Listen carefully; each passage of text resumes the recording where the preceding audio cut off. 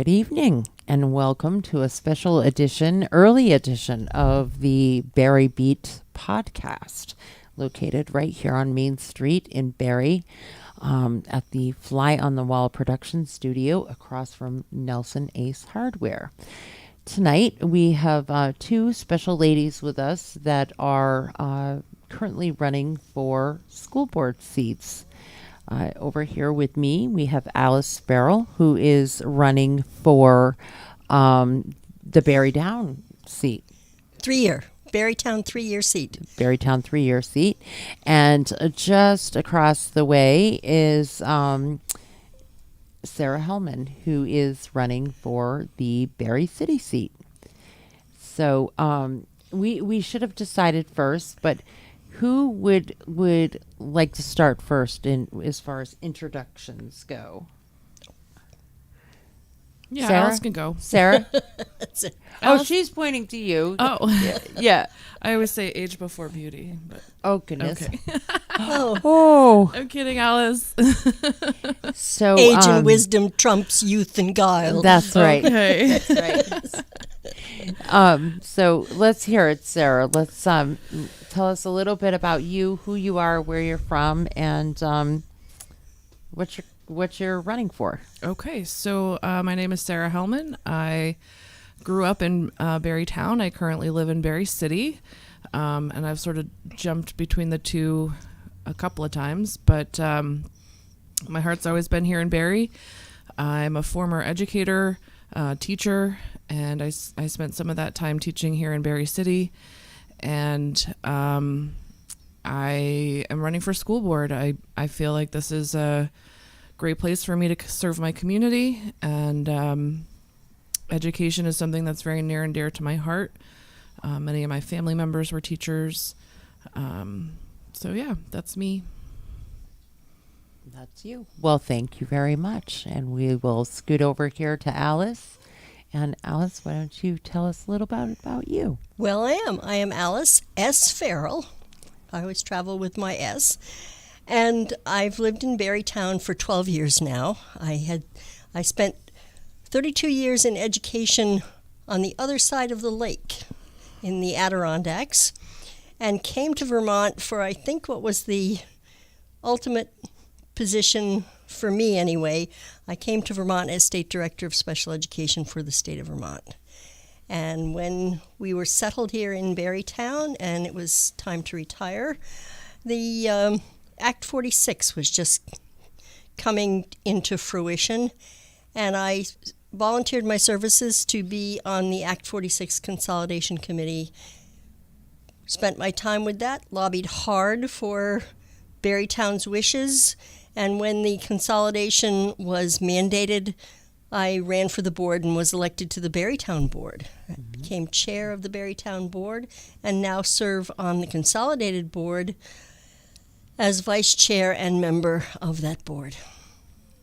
Wow. So you have a long history already here in Barrytown on the board. Yes. And you're hoping to maintain that seat. And you obviously have a long background in education as well as all of these boards and the things that can sometimes plague some of us. I will put it that way. It gets complicated. It is it's complicated. not as easy as some people may think. But it is hard. It can be hard. But we who serve on in those positions and on those boards don't do that because it's easy. And I steal that line and remember that line from a fellow resident of the Commonwealth of Massachusetts, where I was born and lived for my childhood, is that we don't do these things because they're easy. We do them because they're hard. And hard excites us, and it makes us want to work even more to get the job done and make it better for everyone. Yeah. How about you, Sarah? What is your thought as far as what we're looking at and what's coming up, what you need to, you're going to need to work hard, and there's a lot on the table right now. What are your thoughts and what is your background as far as education goes? So I actually I got my undergrad degree in education, and I got a teaching job right out of college. I taught for 3 years in Bethel, Vermont, and then 6 years up here in Barre. And both of my parents are teachers, so I grew up in an educator household. It was always weird to me when I first discovered that other parents don't have the summers off. Because that was just all I knew. You know, we went on vacation as a family, and when I learned that other kids don't have that opportunity, it was out of my realm of knowledge at that point.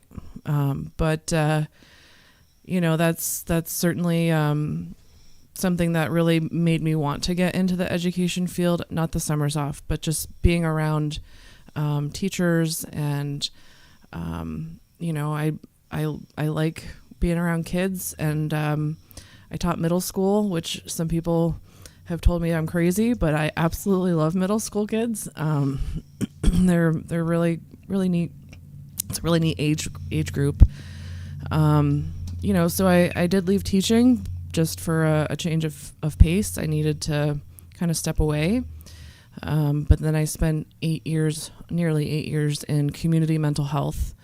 So I have a pretty significant wealth of knowledge with the mental health field and those needs that folks have. So, and what made you want to step in and run right now?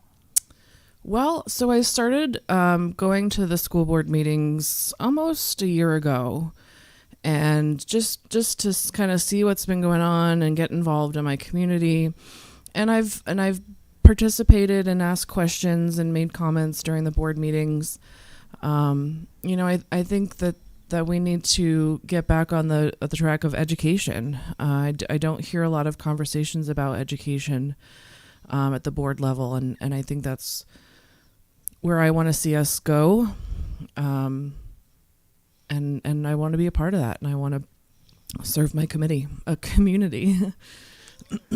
How about you, Alice? What made you decide that now, maybe even now more than ever, was the time to stick around and stay the course? Well, first of all, education is my life. It has always been from the time I started out as a teacher, and through administration, and finally in major in central office administration.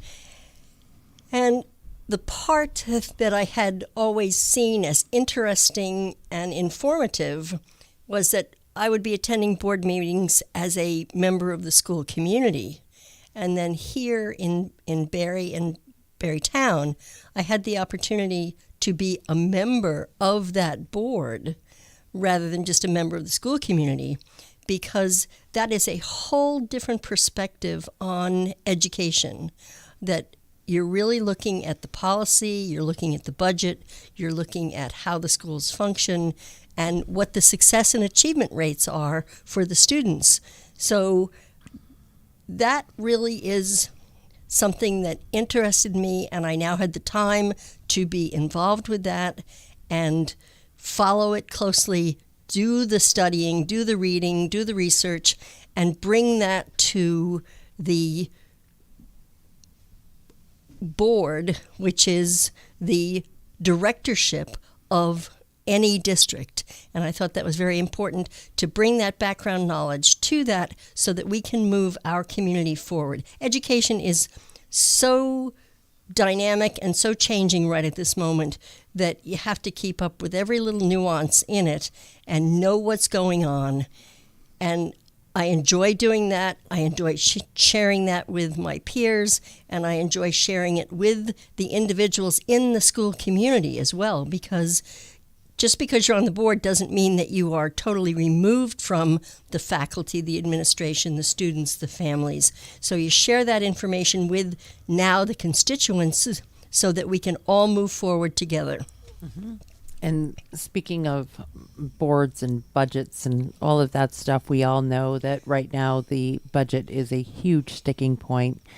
If you right now had the reins, if you were, how would you try to steer the ship one way or another? Where do you think we're at? Yeah, I think where we are is we need to really confirm with the community that even though 1.5% looks very small on today's market, we have a $54 million budget with a 6.6% or $6.6 million surplus.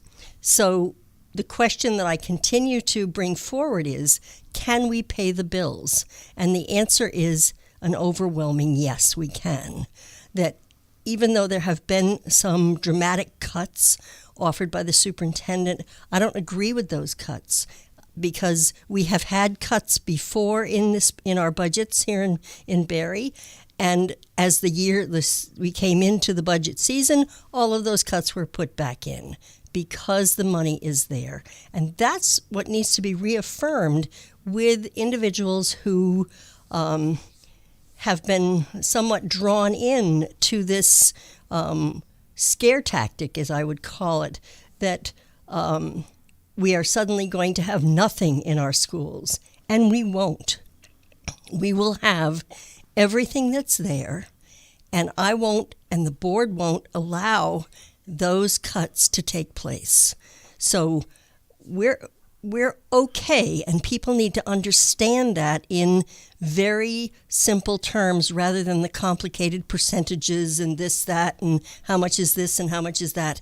That there, right at the moment, for example, there's well over $10,000 in this year's book budget. So teachers and staff and administration that need to look at purchasing items need to look at the budget right now and see what's left and do some good financial management, because that is a very important piece of school budgeting, is the management of the money, not just leaving it in pots all throughout the year, but moving around to where it's needed. So that's why I say that I won't allow these cuts to take place.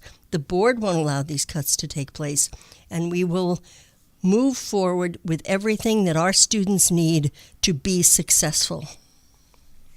And same question for you, Sarah. If you had the reins right now, where do you think we need to go? Where would you steer the ship?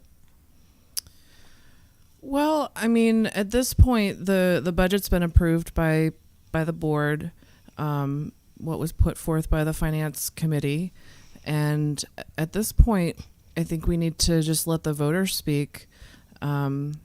We've heard from the school board that the money's there.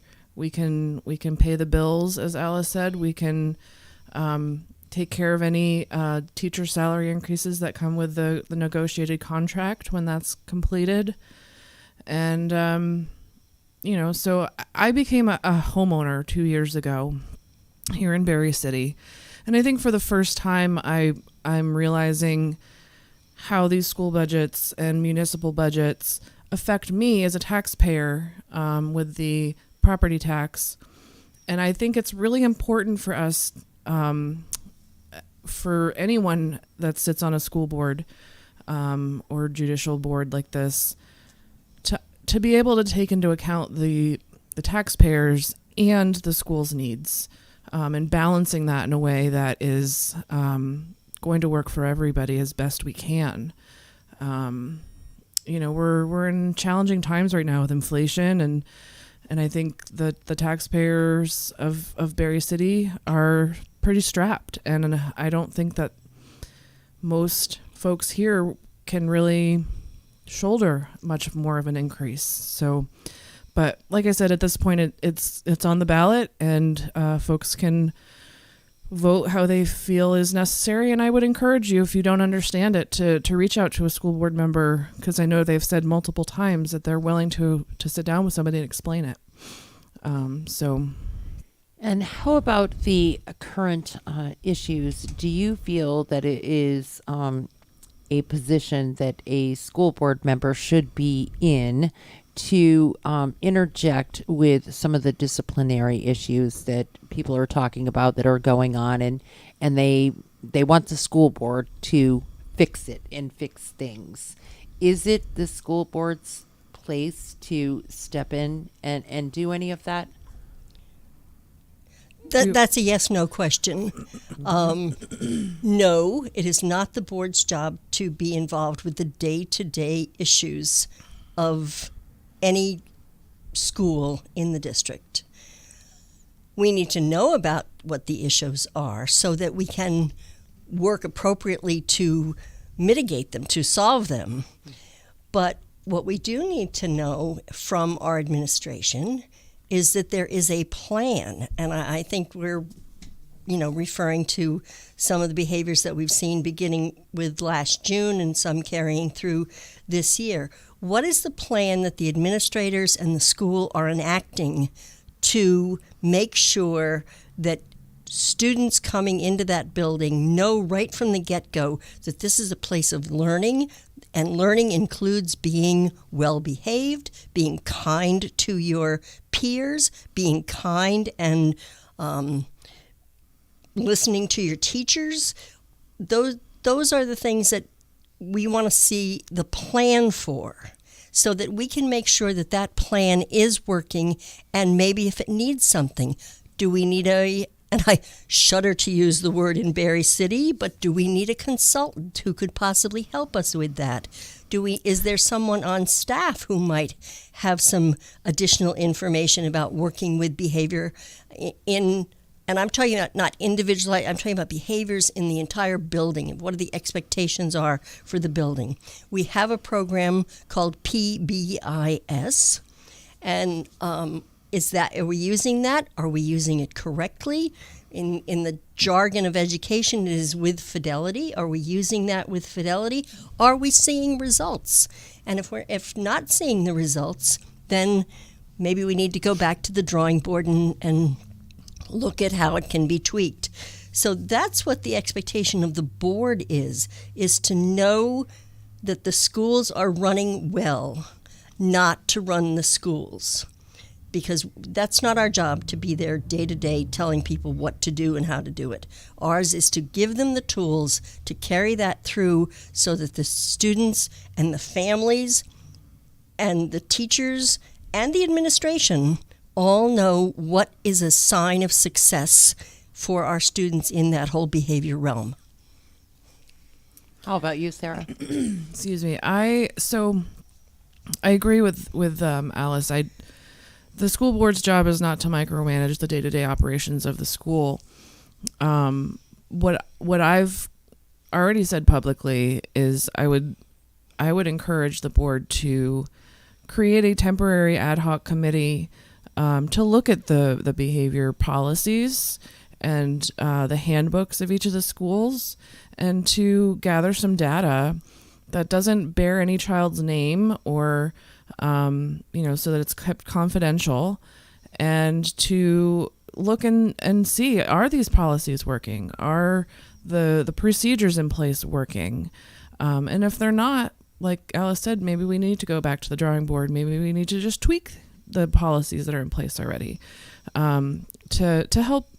And this all comes back to the students, right? So being able to have a positive learning environment for the students that's free of disruption, and where they can be successful. And we have a couple of questions here. So one way of, addressing this is actually kind of one of my questions anyways. Do you feel that right now Barre City, Barre Town offer a fair pay for their teachers? Are they in line with other schools and where they need to be? As far as I know, they are. I haven't actually looked at the current salary schedule, but my understanding is that they're in the ballpark for sure. And the teacher salaries are negotiated, so that happens at the negotiations table between the union and the school board representatives. So the board doesn't, other than that negotiating process, they don't get to stipulate what teachers get paid. It's an agreement. Because we are being asked, why is it that you're not teaching anymore? Was it lack of pay? It was not lack of pay. Absolutely. No, I actually took a pay cut to step away from teaching, and just kind of explore some other options. I think, when we get really bogged down in things and it's time to just kind of take a step back, and I felt like that was the time in my life to do that. And then I got really almost 8 years of really great experience in the mental health field. And do I miss teaching? Absolutely. I really enjoyed working with the students. I had great support from the parents, and but life happens, and that's just where what we have to deal with. So yeah. How about you, Alice? What are your thoughts as far as where we are on the pay scale? Pay scales are always a tricky situation, because as long as any pay scale is based upon property taxes and what is available in a community, you have to look at it from both sides. You have to say that this is what the community can afford. This is what our teachers deserve to be paid. That's a balance, and that's where the negotiation piece comes in, that members of the negotiating committee bring that information from the community, from what the current state of the economy is in the community. They bring that to the negotiations table, and they hammer it out at that point. Fair is also a huge descriptor, a huge issue. What's fair in Washington County? Is that fair in Chittenden County? Is that fair in Orange County? And all of that, looking at that whole picture. So to sit and say yes, it's fair, no, it's not. That really, again, is a negotiated piece. We've been doing very well with maintaining our salaries here in Barre Town in Washington County, and I think that still is yet to be decided as we move through this year, because we are currently in negotiations, and I'd just like to see how that is going along and wait that out. And we all know that there is, hiring anybody for any position across the state is not easy. So to automatically assume that these cuts that are maybe being proposed, or the smaller budget, is going to it isn't a smaller budget. Well, that's what right. It's not the budget is going to be greater than it was last year. Greater than it was last year, but smaller than what the administration was asking for. Correct. But that doesn't mean that you can't hire. There's not going to be room for the positions that are out there that need to be filled. That doesn't mean that those positions cannot be filled. And the question of hiring is not just one for Barre, Washington County, state of Vermont, New England. There are 100,000 teacher openings across the United States today. Wow. And part of the problem with that is that individuals such as Sarah and myself and other people who are dedicated to the field are not choosing that dedication. They may be entering into what they call pre-service education programs, which are college programs that lead to a teacher licensing or a teacher teaching degree, but in the eventuality, they're going somewhere else. They're going into computers. They're going into healthcare. They're just going, which is also lacking in employees, but still the same. The ranks of teachers are not being filled as they were in years past. So the choices for people who are educated to be educators are far greater than they have ever been before. And in many cases, they're taking those options other than being in schools. All right, let's see, Sarah. The per pupil spending, that is the current per pupil spending, how do you think that goes along with or doesn't go along with the current test scores and the scores being the lowest? Well, I don't think that there's much correlation there between the two. So, we're not doing so great on our test scores, but throwing more money at that isn't necessarily going to fix that problem. So, quality education is something that we should be striving for, and it goes back to curriculum. It goes back to social, emotional, and the behavior issues that we're seeing as well. I think that, shutting down the school for, I actually don't know how long Barre was shut down, but it was at least a year, I believe. And that certainly had a big impact on our students, both academically and socially. And so there's some catch up for sure. But really focusing in on what's important, and reading, writing, math, those sorts of things, and helping our students to achieve the best they can.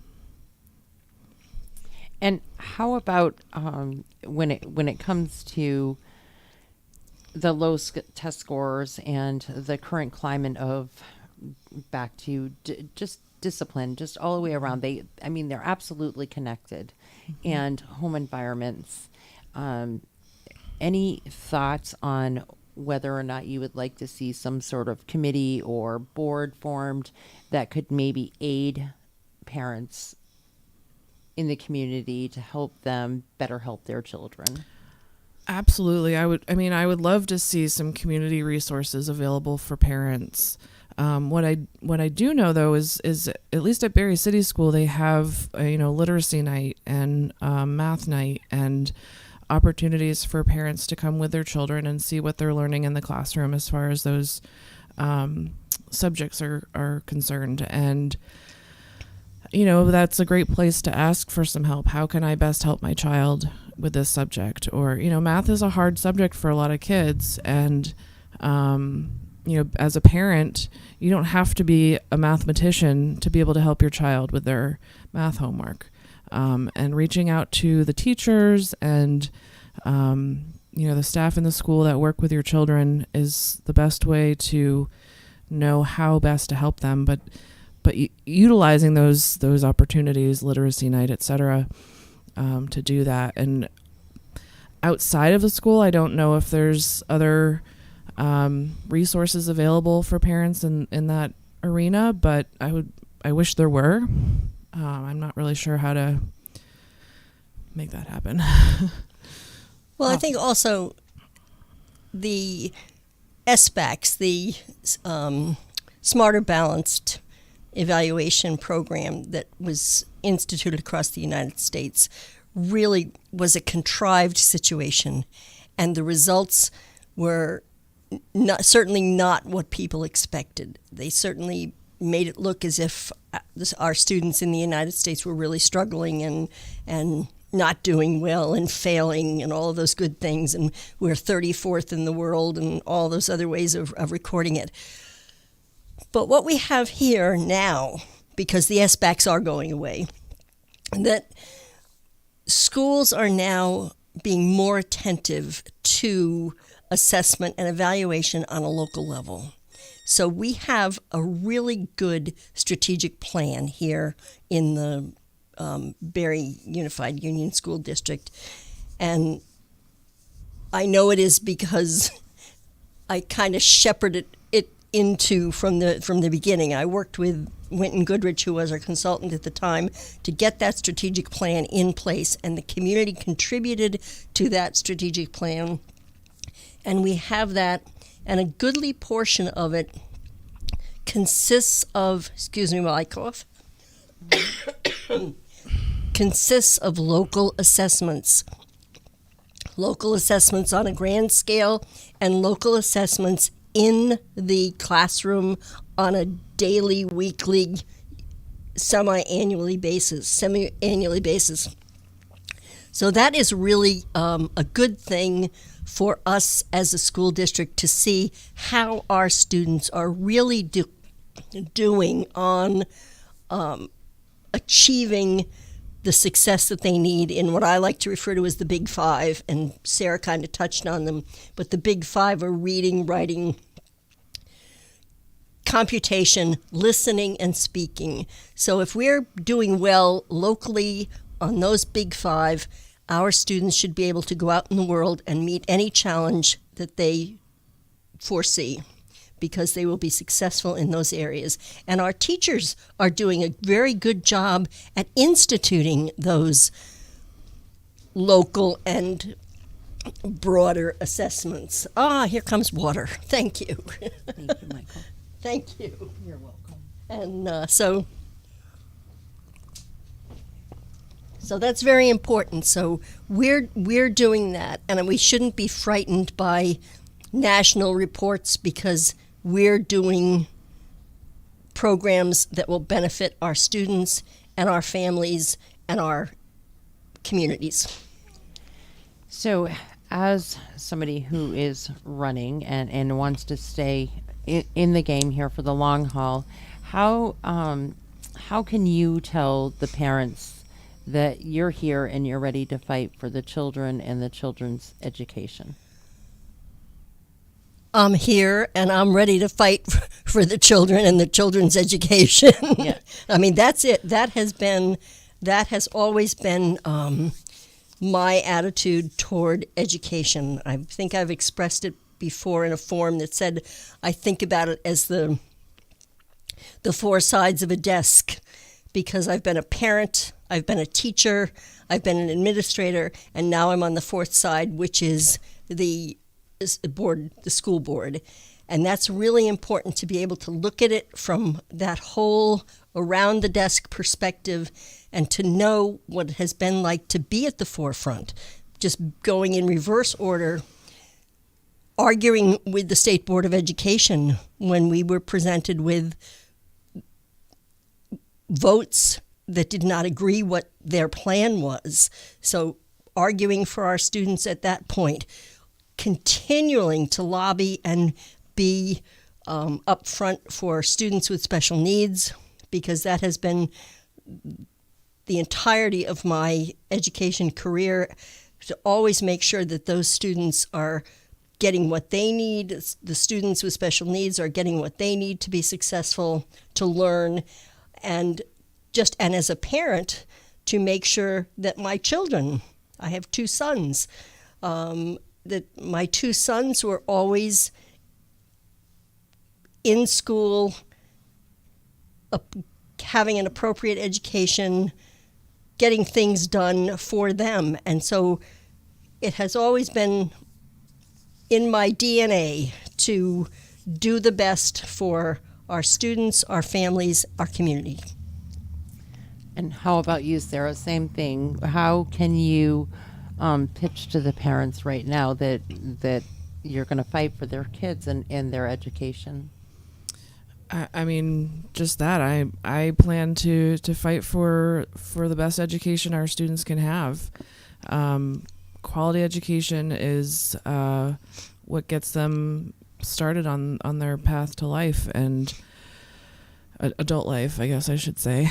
I was a product of Barrytown and Spalding High School, and I have been able to. I have 2 degrees. I have a bachelor's and a master's degree, both in the education field. And I know how important it is to have those foundations to be able to, and even if you did choose not to go to college and pursue maybe a trades career or whatever it might be, the foundation of primary and secondary school is important. And I really feel that Barre schools can be a really main highlight of our community, even more so than it is. And so one concern right now, and I've actually heard this concern, several times over the last few weeks, and also one of my questions and a viewer's question is, what about the current state of the books that we're teaching out of? I mean, some of the books have my name in them or other parents' names in them from late 80s, early 90s, being in high school and in even elementary school. And with the new methods of teaching, the new math, things like that, that weren't a part of those books at all, what are your thoughts of what we're doing, what we're going to do about that, how that can change, and are those books really aiding our kids if they're not taught that way anymore? Can I speak to that? Go for it. That is a concern of financial management. That every year there is money set aside for books and then divided up over departments or grade levels and whatever, the way in what's called the budget lines. And those budget lines really need to be monitored. And when you say, well, someone needs to monitor them, of course, Mr. Someone is always out there, and everybody presumes that someone else is doing it, Mr. Someone. But that is a piece that folks in the building have to look at and say, what do we need? Where is the greatest need?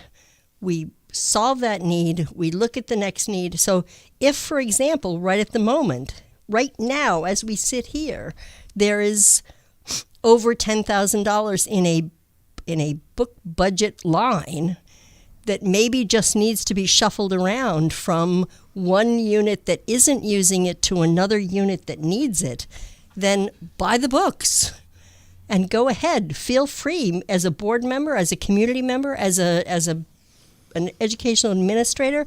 I would say buy those books now, because if that's what we need, then get them for the students. And it's being said that the money has been there. The books could have been bought right many times over. So order them up.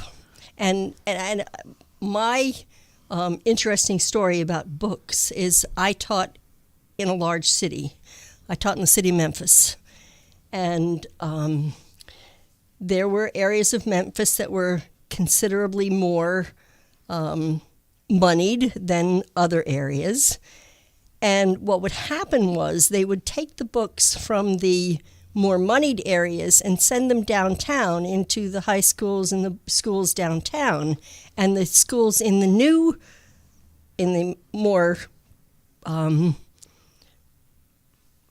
affluent, proficient or the outskirts. You can drive from 26. You can drive for 26 miles from the river east, and you're still in the city of Memphis. So you can still be in the city of Memphis and live on 50 acres. Mm-hmm.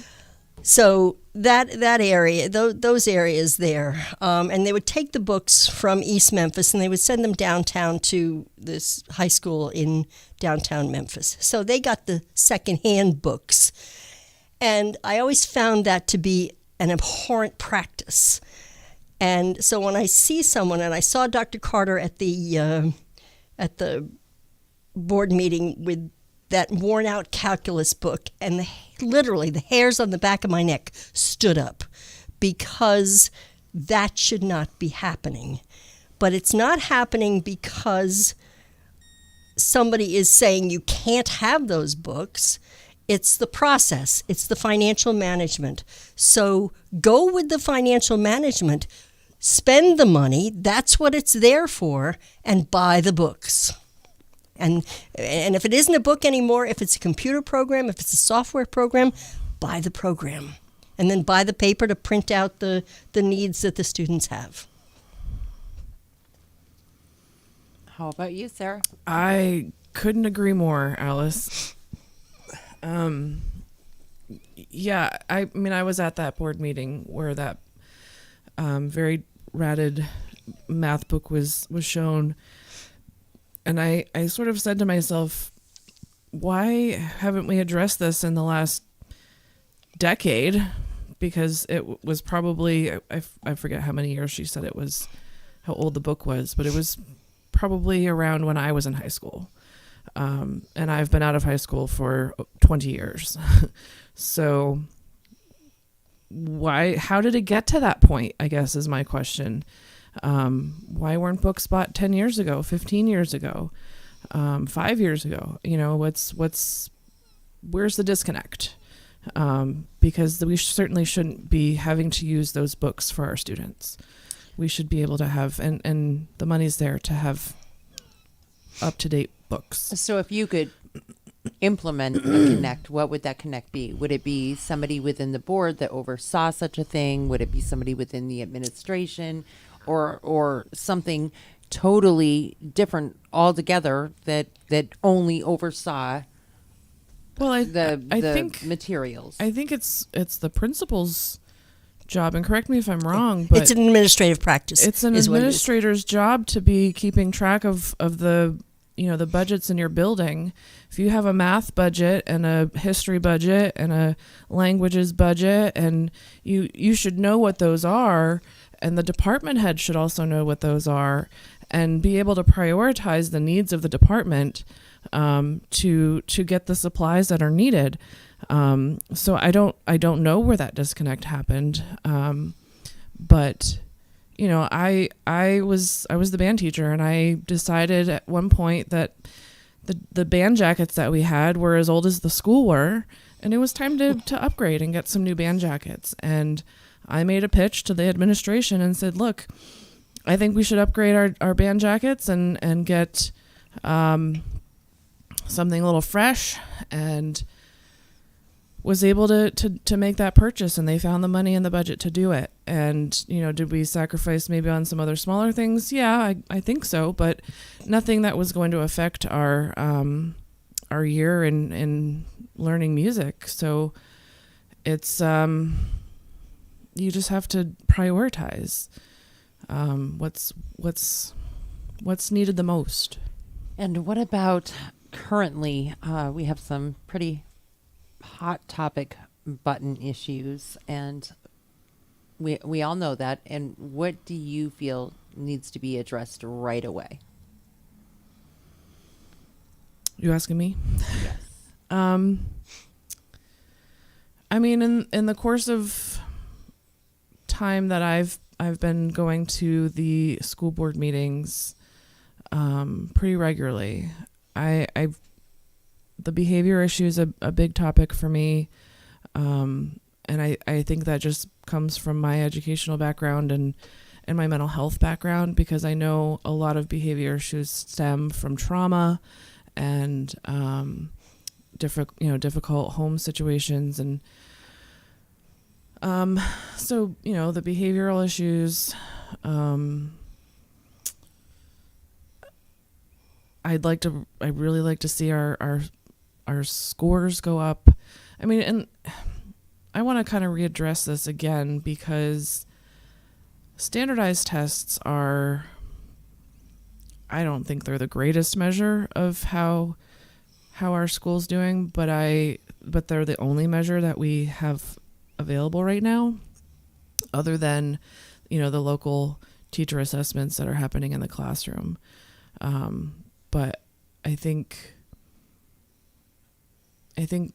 we can do better, and I think we can find a way to help our students succeed and achieve better test scores.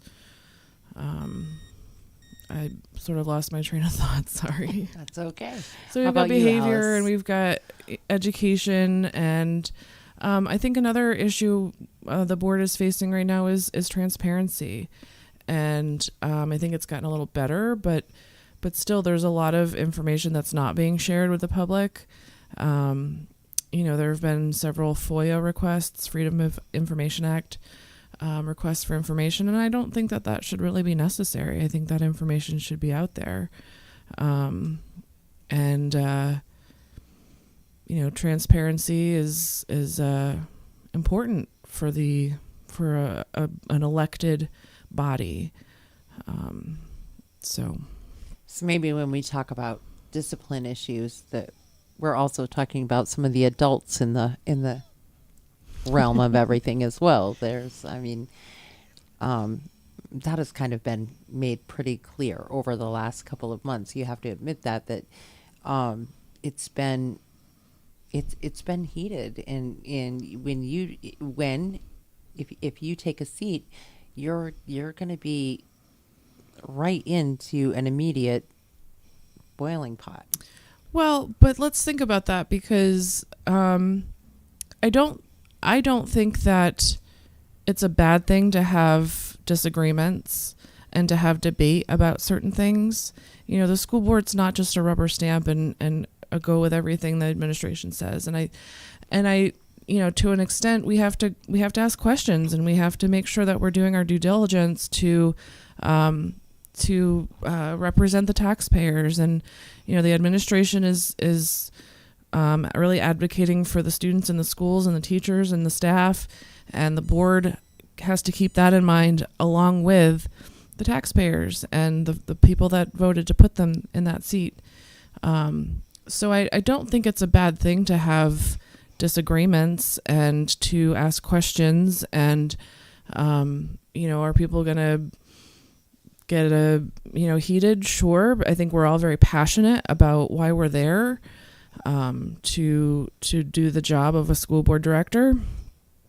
But that's one thing that I said in the last meeting. There was a budget discussion, and there were some mean things said and some strong words and whatnot. But when that discussion was over, and most people left the meeting, but I stayed, and I watched the board discuss policies that were in their second reading. I watched them, have other conversation or topics of conversation, and I watched a very collaborative group of adults that got stuff done.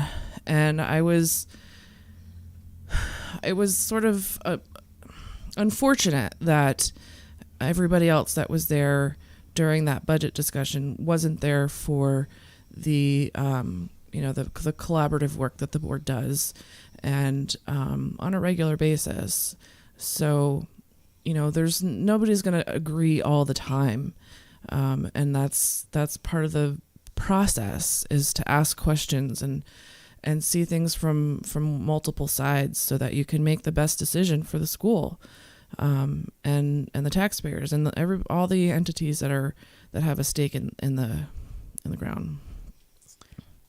How about you, Alice? There's some hot button issues right now, and you've been right in the thick of them. I've been in the thick of it, and one of the things that I have always prodded the board for is leadership. I think both leadership at the board level and leadership at the administrative level.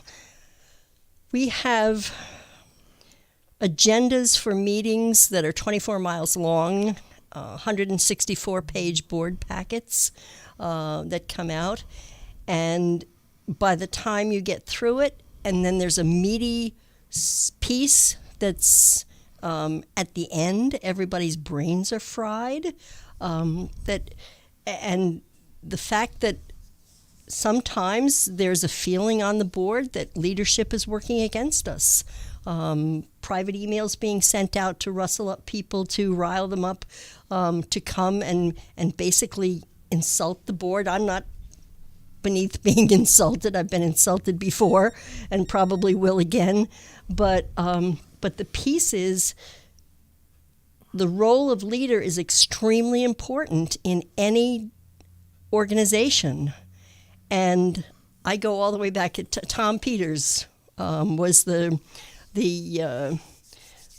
prime suspect in the leadership milieu as I was coming up through college. And his thing was in search of excellence. So, and my belief is all aboard for excellence. And that means all, and that means our board leadership, our school leadership. We have to prime everything with what we do for excellence. And when you start working against that agency or that organization, that's not excellence. And that breaks my heart. So I think that we need to look at that. We need to look at why we're doing this. Individuals all know why they're sitting on this board. It's really not for power or prestige or anything like that. It's service to the community. And to serve that community, you can't be nasty. You can't be visceral. You have to really balance all of that with what your task is. And if your task is leadership, then be a leader and put things together so you're not drowning out people's voices, you're not over-talking, you're just doing what needs to be done and as a leader. And that is, I think, what more than anything else, what the board needs right at this time is some really solid leadership. And from that will come the transparency and the truthfulness and the community involvement, because people will be attracted to a pleasant working environment to get things done. And I think that's extremely important. The other pieces that I think that we need to really think about is with the budget, that one of the things is that we talk about with schools that a huge effect on education and learning is poverty. And with all of the budgets, the city budget, the town budget, the school budget, the cost of fuel, the inflation, people not having jobs, that we really have to be cognizant of doing a budget that doesn't push more people into poverty, because then that just continues the cycle. And education is, horseman. All the way back, they beat horseman into your head if you're a student in Massachusetts. I go back to that. But anyway, and just take note that I have left Massachusetts and I did not turn to dust and blow away, as is the feeling in the Commonwealth. But anyway, but the piece is that education is to bring people out of poverty. And so we want to supply that to so that they can read, they can do math, and they can achieve in an adult world. So leadership, transparency, and not pushing people into poverty to continue that cycle are extremely important for a board. And for me, that is extremely important for me, because I do not want to see my friends and neighbors having to give up their homes or move in with relatives to afford a school budget. Yeah, basic education. Right. Okay. So we have just over 5 minutes left. So I think that there are other questions that I know that you ladies will be more than willing to go back and look and answer if you can. And if you are not watching now, but you catch this later, go ahead and ask your question. And I'm sure the ladies will keep up with the post. And we both have Facebook pages. Yeah, so yes, anyone check who out is our on pages. social media and is on Facebook, I'll just give you mine. It is Alice S. Farrell for Barrytown, and Sarah, yours is? Sarah for school board. So any questions that you have, drop them in there.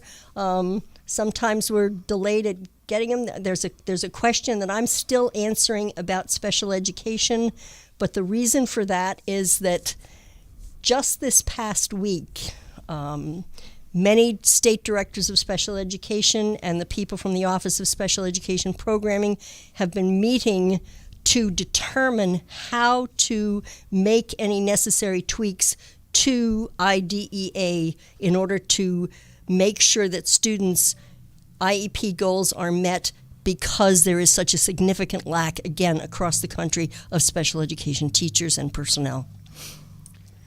Okay. And in closing, I want each of you to take just a couple of minutes and say what your goal is and why we should be voting for you. Go ahead, Sarah. So I really I'm very excited about the opportunity to serve my community, and education is so near and dear to my heart. It's in my veins. I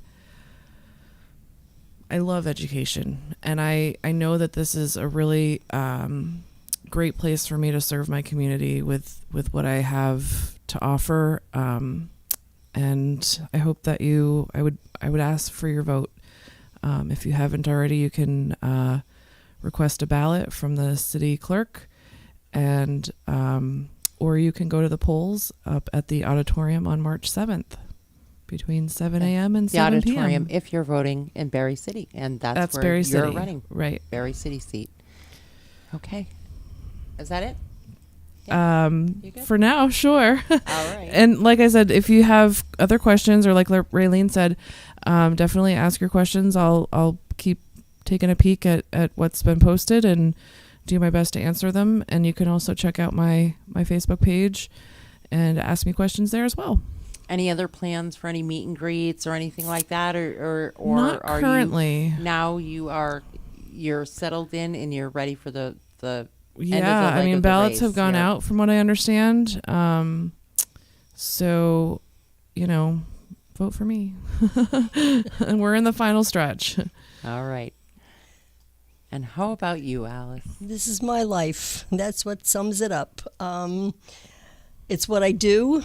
It's my job. I love my job, as I have loved my entire life in education and public service as well. And I just want to continue doing that, to bring what I can give to this community, to these students, to the families, to make sure that we are setting everyone up well for the future. And there's two parts to this, because I serve not only on the BUUSD board, but I also serve on the Career Center board.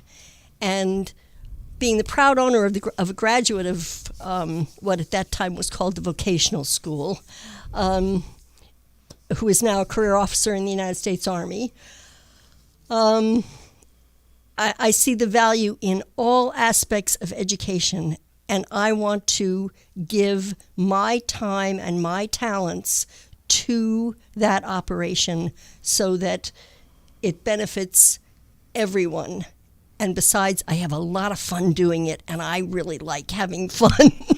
and I really I enjoy doing this, and I want to continue. So I guess the appropriate line is, vote for me on March 7th. Okay. So, as I said before, that will conclude tonight's podcast. And if you have any more questions, please make sure you ask them.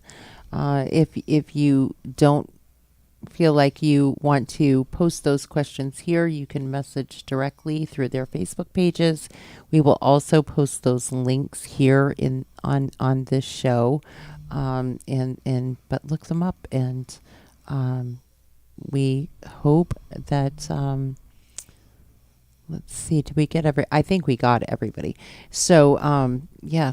And thank you, Raylene, for having us. We really appreciate it. Absolutely. I loved having you all. I love doing this. It's what I do for fun. Yeah. And thank you to Michael Booten, who turned over turned over the reins for a night. Yep. We appreciate that. Yes. So, well, welcome, and you're all welcome anytime. So, thank you all.